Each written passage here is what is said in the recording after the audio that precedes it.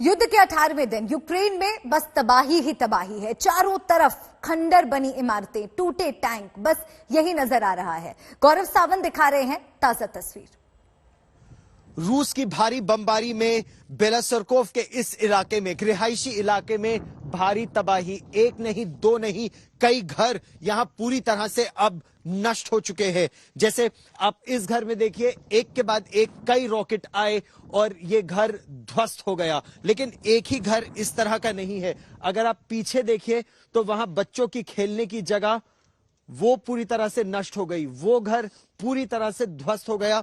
और इतनी तबाही यहां पर मची है कि अब इस इलाके से लोगों को छोड़कर जाना पड़ा है। ये यूक्रेन की सेना के कुछ अधिकारी और जवान इस समय यहां पर आए हैं बमबारी के बाद, ये देखने के लिए कि कितना नुकसान इस इलाके में हुआ है। हम लगातार इन अधिकारियों से बात कर रहे हैं। यहां पर आप देखिए, तबाही का मंजर सिर्फ एक तरफ नहीं, सामने के घर में भी जब बम गिरे, रॉकेट गिरे तो उससे भारी नुकसान हुआ है। पास के घर क्षतिग्रस्त हुए हैं और अब यह पूरा इलाका खाली करा लिया गया है। राजधानी कीव की अगर बात करें तो कीव पर भी हमले तेज हो चुके हैं। कल रात पूरा कीव धमाकों से गूंजता रहा।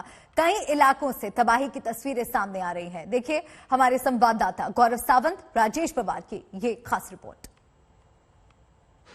यूक्रेन की राजधानी कीव में बीती रात एक के बाद एक जबरदस्त धमाके हुए। यह युद्ध का 17वां दिन है और इस समय खबर यह है कि मानव रहित लड़ाकू विमान से भी हमले हो रहे हैं, यानी यूकैव्स और ड्रोन्स का इस्तेमाल भी हो रहा है। कहा यह जा रहा है यहां पर अब से थोड़ी देर पहले एक बड़ा विस्फोट हुआ और इस इमारत में आग लग गई। ये एक बैंक है, इस बैंक के बगल में कुछ दफ्तर हैं और इस समय भी अगर आप देखें तो राजधानी कीव में जो फायर ब्रिगेड है वो इस आग को बुझाने का प्रयास कर रही है।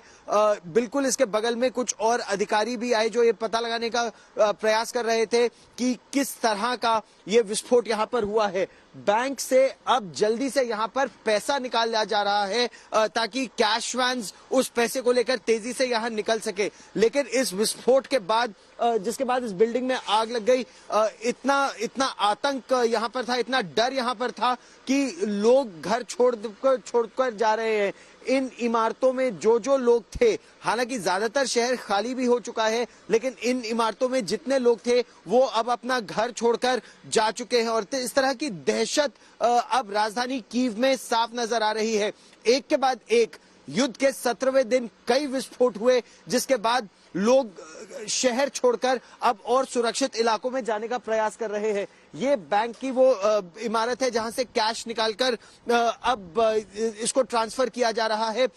जो दफ्तर है वो भी यहां से खाली करा लिए गए हैं, रिहायशी इलाके भी खाली कराए जा रहे हैं। लेकिन अब डर ये है कि क्या रिहायशी इलाकों को भी राजधानी कीव के अंदर निशाना बनाया जाएगा और क्या इसके लिए मिसाइल्स और रॉकेट के साथ साथ ड्रोन्स का भी इस्तेमाल किया जा रहा है, अनमैन्ड कॉम्बैट एरियल व्हीकल्स का भी इस्तेमाल किया जा रहा है।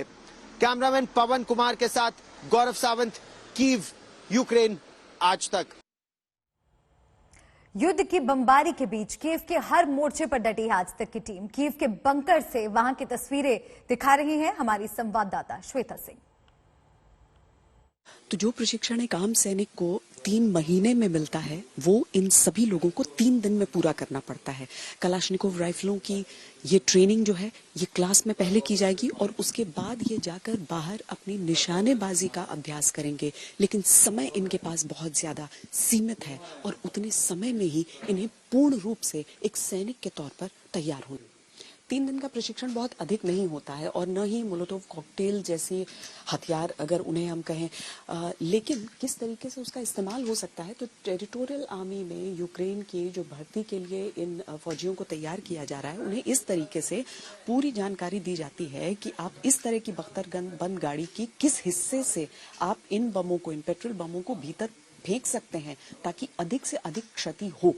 और ऐसी चीजें आपको अलग अलग जगहों से नजर आएंगी, उनका इस्तेमाल किया जा रहा है और रूस की बख्तरबंद काफिलों को इसका नुकसान उठाना पड़ रहा है।